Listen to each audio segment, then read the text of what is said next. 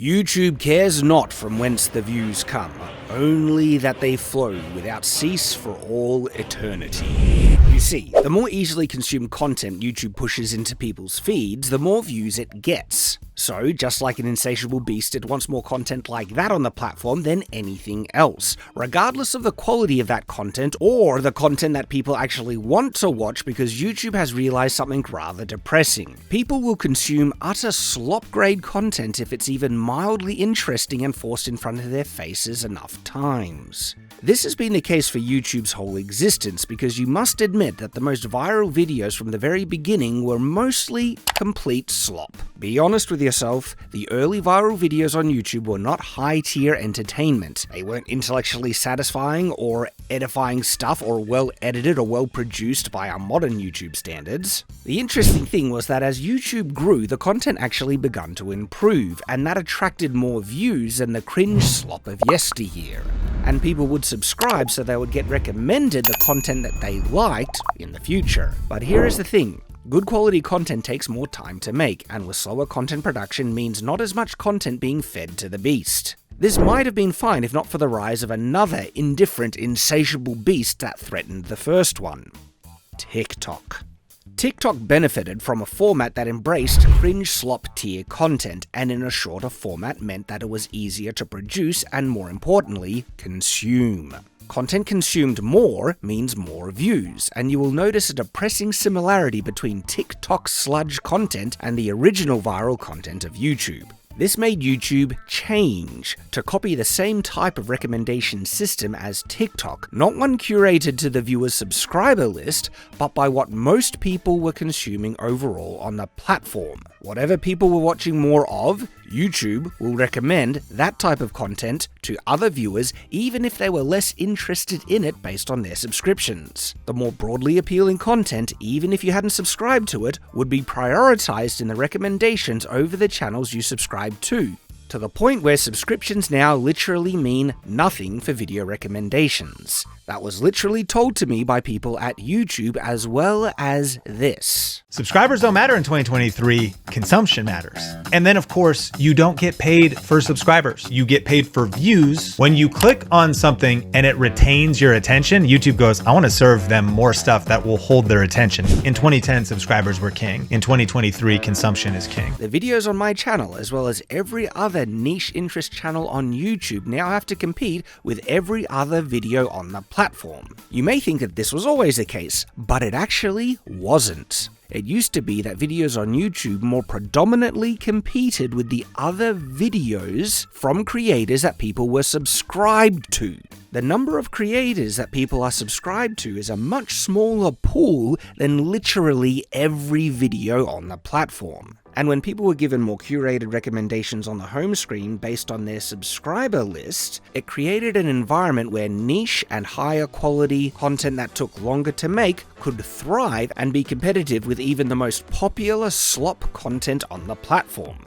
This was because YouTube used to take into account what users told it they wanted to see based on those subscriptions, notifications, comments, and likes. Now, YouTube is wholly focused on generating the most views on the platform as possible, regardless of what users actually want to watch. YouTube is not interested in the best user experience and what people want, it is only interested in money and views. Now you might be thinking, how is this killing off niche content YouTube channels? Well, let me explain. There are two types of content on YouTube. Broadly appealing, which means videos that have a higher chance of appealing to a wider audience, and then there are niche interest videos, like the videos on this channel. Videos that will never be more appealing to a huge audience, but to the smaller group of people who are interested in this topic, these videos are much more appreciated and liked. So, let's say a person has an 80% likelihood of watching a niche content video in their interest sphere, and only a 20% likelihood of watching a more broadly appealing video that is not catered to their likes but appeals to far more people. In the past, YouTube would recommend the video that the viewer would enjoy more, but not now.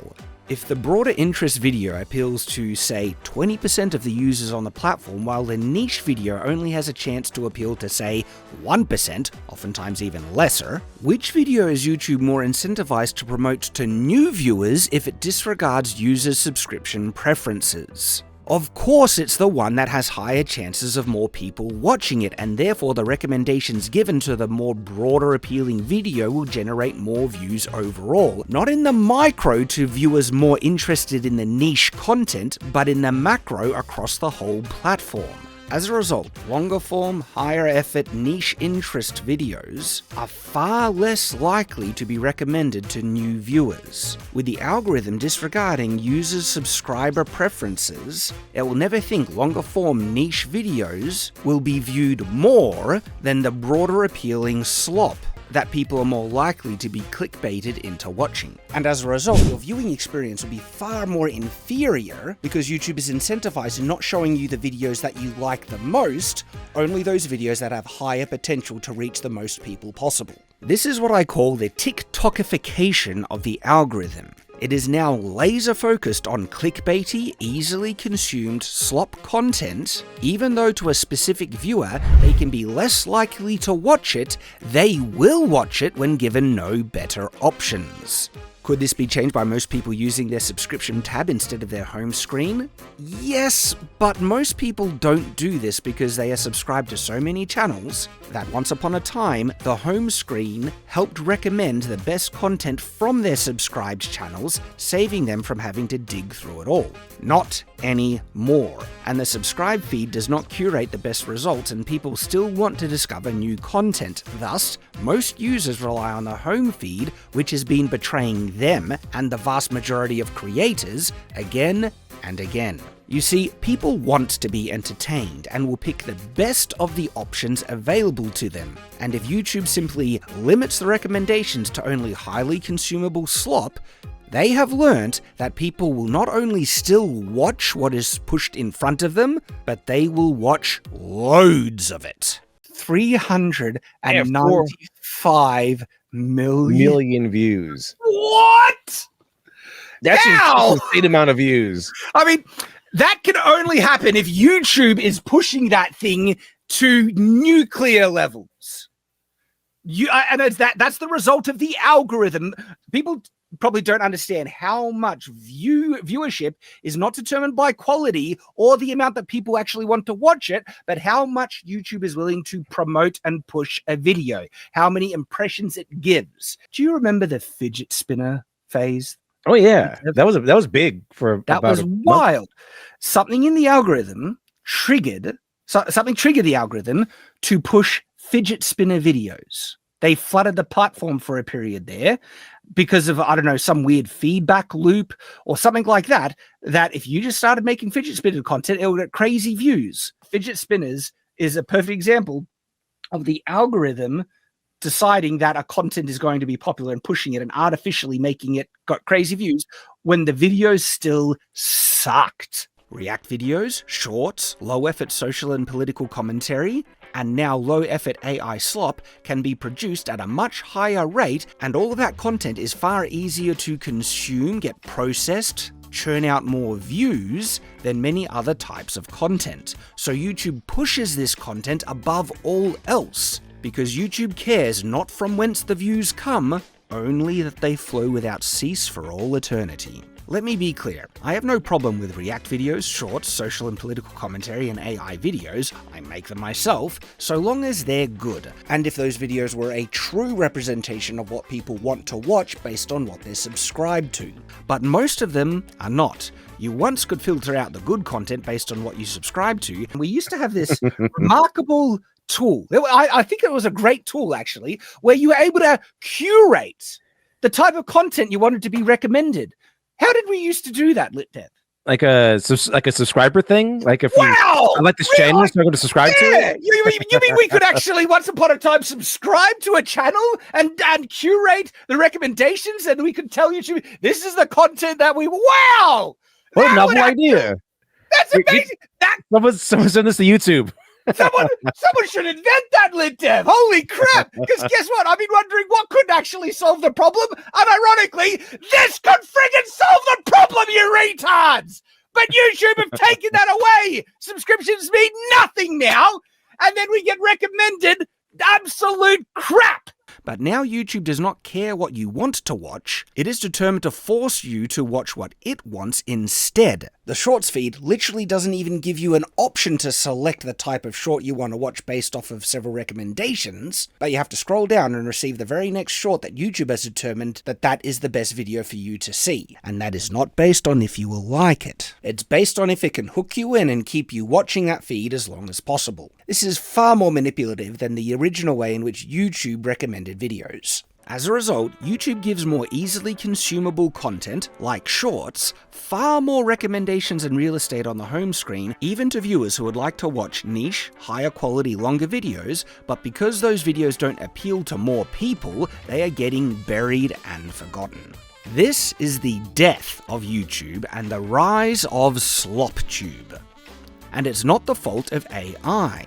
AI is just one of the mediums being exploited, as well as shorts and react commentary videos. Remember, YouTube does not care if a video is good, it cares if it can get people to watch it and watch a lot of it regardless of what you've told it you want to see, based on your subscriptions. It will shovel what it wants in front of your face, which is low quality slop because it's easier and quicker to both consume and make, perpetuating the never-ending churn of the content production mill, which generates far more views and therefore more ad revenue. Now, because YouTube has discovered that most people watch slop that they're only mildly interested in if given no better options and generate even more views this way, it will continue pushing the platform in this direction, especially because there are two additional, very big incentives for YouTube to do this. By reducing views from established creators, funneling them to lower quality unmonetized content or less monetized content like shorts, YouTube gets a larger cut of revenue because it still places ads on unmonetized channels and videos. And because those channels are not in the partner program, YouTube keeps 100% of the revenue from those ads. It has been confirmed that there has been a sharp increase in recommendations on unmonetized smaller channels and lower viewed videos. Anyone who has used YouTube over the past year will have noticed a sharp spike in recommendations to videos that only have a couple of hundred views. This is not because that video has been confirmed to be great high quality or of high interest to you as a viewer based on your subscriptions and past videos you've watched.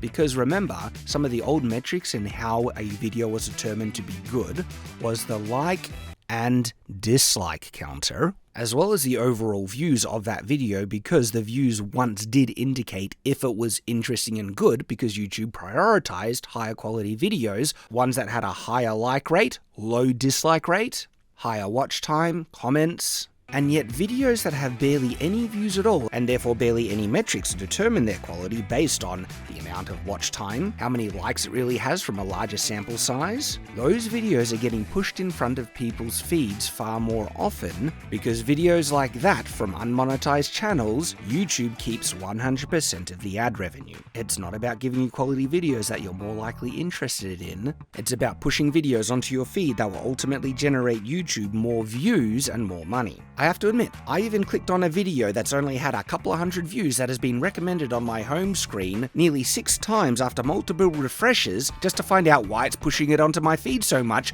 only to discover the video was garbage and I had no interest in it at all. All those recommendations could have been given to a video that had proved itself in quality based on other people watching and enjoying it, and had actually correct analytics and metrics to indicate that I would enjoy watching it based on what I was subscribed to.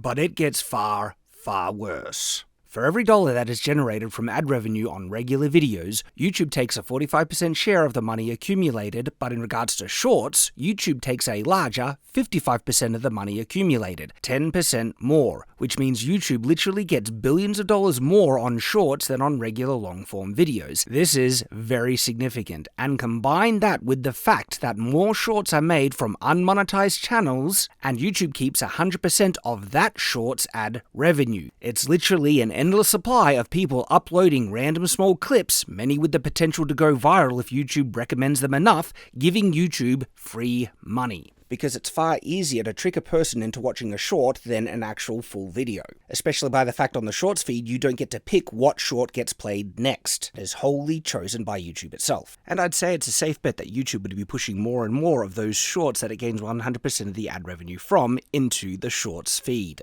And the flood of low-effort AI shorts from new, unmonetized channels serves YouTube's agenda even more. I have no problem with great quality AI content, including shorts, even flooding the platform, especially if people enjoy watching them and subscribe to it to get more of that content. But it is YouTube enabling and encouraging this flood of low-effort slop, drowning out the better content that you would have been far more likely to watch if given the choice. So with this understood, it should come as no surprise that YouTube is making more money in the US from shorts content than from long-form videos, with YouTube advertising revenue increasing by 15% for Q3 of 2025, all at the expense of the viewing experience and the content you actually want to find, discover, and watch. And now consider this. With YouTube making far more money from shorts than from long-form videos, which type of content is YouTube more incentivized to get people to watch? Of course, it is shorts. YouTube literally makes more money from those views than from long form, and that's the type of content that is getting far more recommendations in the algorithm.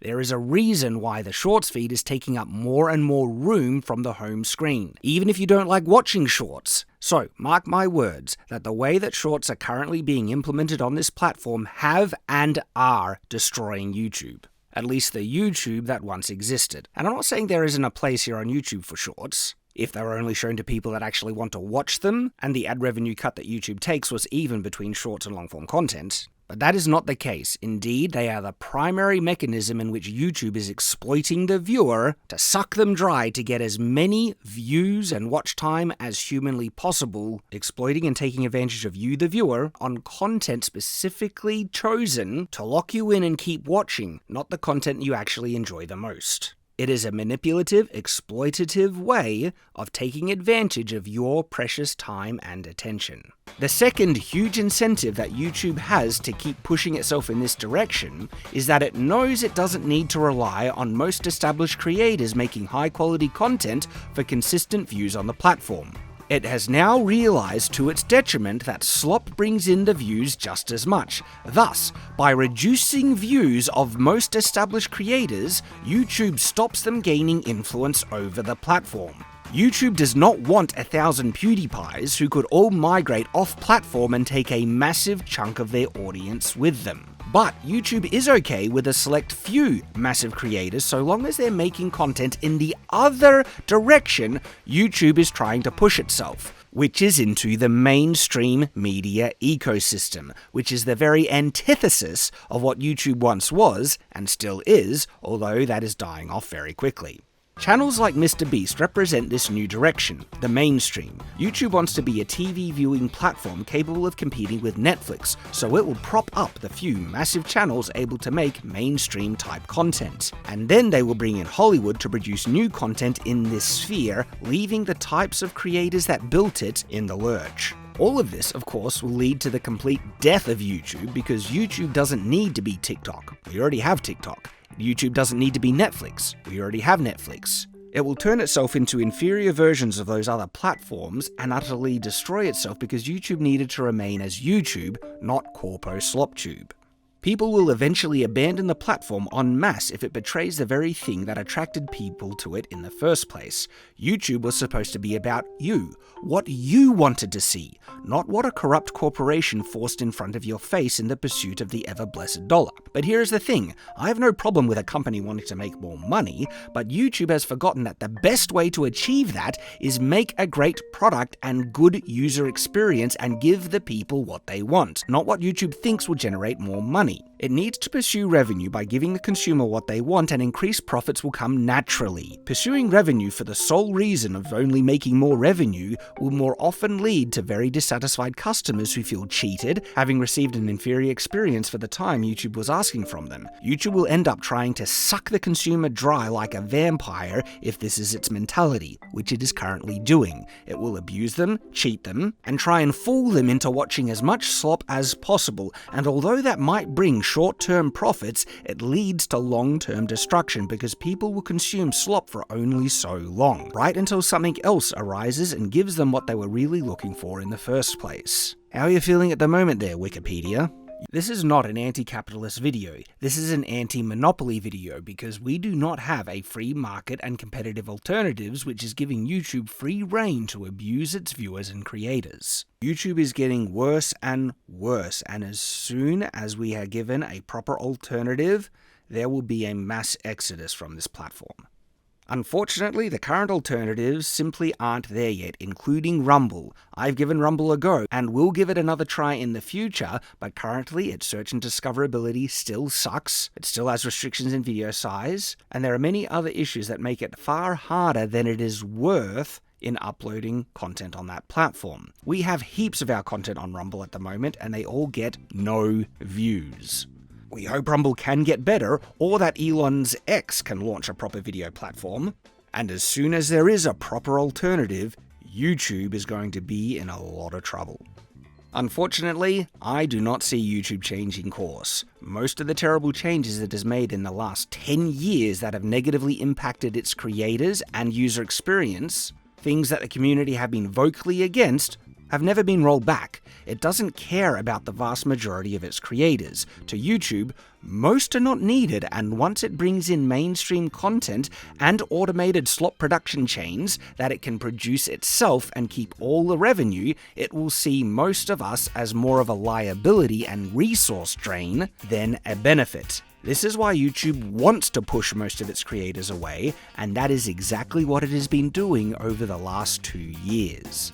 Think about this. Most viewers on the platform probably only watch about 1% of the content that is uploaded here. Even if we be as generous as possible in the extreme and assume that it's actually 10% of the content here that mostly gets watched, that means 90% of the content uploaded on the platform barely gets seen while requiring far more server space and maintenance and upkeep costs. That is insane. At best, 90% of the content on this platform is a waste of space that bleeds YouTube money.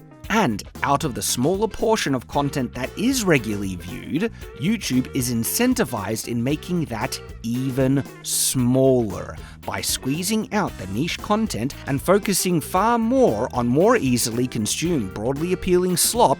If YouTube could get the same amount of views without needing to host 90% of the content it currently does, it would make that change in a heartbeat.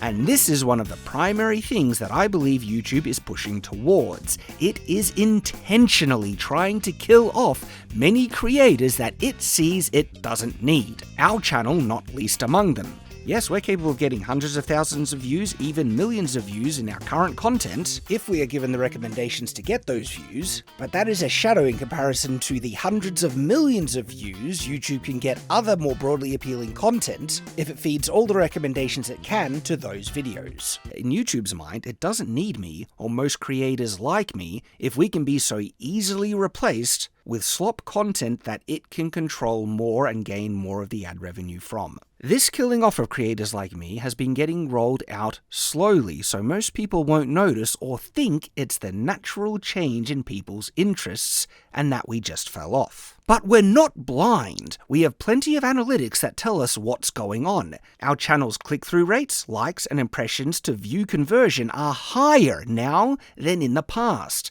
Literally, the only reason our views have dropped off is because YouTube is not recommending our videos. It is not because of a lack of interest in the viewer, as proven by the occasional video that does get more recommendations, because when they do, our views are great.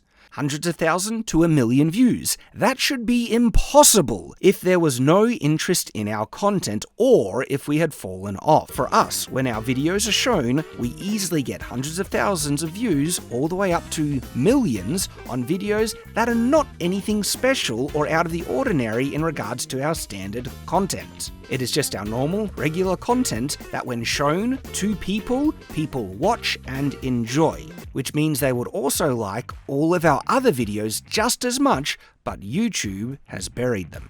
The decline in recommendations on our channel has been dying off so gradually that people just assume we've fallen off, and when asked, YouTube will simply lie and say they love and want to support creators, and they're making changes that will benefit them. If that is so, why are their changes killing off so many established channels? Hundreds, thousands of channels have all been reporting the sharp decline in views recently. Many that were very successful in their small niche corner here on YouTube, and now they've been forced to give up entirely. And then there are millions of channels chasing the dream of even trying to get 1,000 views on a video, all who are working in a system that are actively stabbing them in the back and don't even want them on the platform because they're just making a larger drain on YouTube's resources. Once upon a time, if you really tried your best, you could actually grow a channel into something that could support a business. That's exactly what I found for myself. Unfortunately, that dream is now dead for the vast majority of us. I do think many channels will be able to grow to get several thousands of views, but they'll never be enough to sustain themselves in the way that YouTube creators once did. That is not what YouTube now wants for its future. It does not want the creators to have the power and the influence over what generates most of the money. These are the conclusions that I have come to while studying and looking at this very closely for over 2 years now. Listening to other struggling creators, direct statements from representatives who work for YouTube itself, and observing the trends. And in my opinion, this exposes a very serious rot at the heart of YouTube, one that YouTube would not want people to hear. There is a chance that this video could hit a viral trend, but there is just as high a chance that YouTube will try and bury this so people won't see it and they won't get exposed. So please, if you're in a position to do so, share this video. Like and comment will also help. Feel free to react to it in a transformative way, and help expose YouTube for how it is abusing its viewers and killing off the creators and videos that people had subscribed to in the hopes that they would see that content and have the opportunity to watch more of it. So in my opinion, the future of YouTube is grim, unless something drastic changes, but that's not to say YouTube will die. What it once was is truly dead. But YouTube will continue in this new corrupted state to host more content than you could ever consume, and those viewers who remain will simply pick the best out of the slop that is recommended to them, not realizing that there was once personally curated content based on what they told YouTube they liked, and that those creators who loved making that type of content for them will have long been forced to give up. And if that is our fate here on Shadiversity, I'm simply grateful for the time I had and the audience I was once able to reach. Even now, with our devastated views, which is solely due to YouTube killing off our recommendations, not a drop in interest in our content or a fall off of quality, I'm still grateful for what views we get, and especially all the supporters that we have.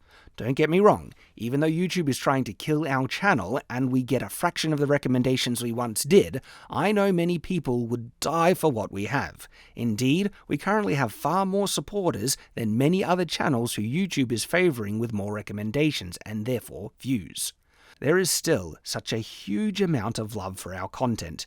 Because, ask yourself this, if our content had fallen off, why do we have far more viewers who have signed up to be paid supporters to a much higher degree in comparison to the amount of recommendations we are currently getting? We actually have far more paid supporters than the current views on the channel would ever indicate. And those supporters are still growing because people still love our content. And it is only thanks to them that we've been able to weather the storm so far. Unfortunately, there are a lot of great channels getting killed off. And if you want to help them and us survive, we all need your support. I know many are not in a position to do so, and I thank you just as much for your viewership. But you might be surprised how little it takes to help channels like us keep afloat. Just $1 a month, $12 in the year. Accumulatively, with enough of our viewers supporting us like that, it makes us sustainable. And if you're in a position to support just that $12 in the whole year, please consider doing so. And then we can keep making the content you love and make awesome exclusive content for our supporters. And if that support grows, we can survive until a proper alternative arises. Because we love making content and entertaining our fans, and we will try our very best to survive. And with your help, I know that we can. So thank you. And until next time, Farewell.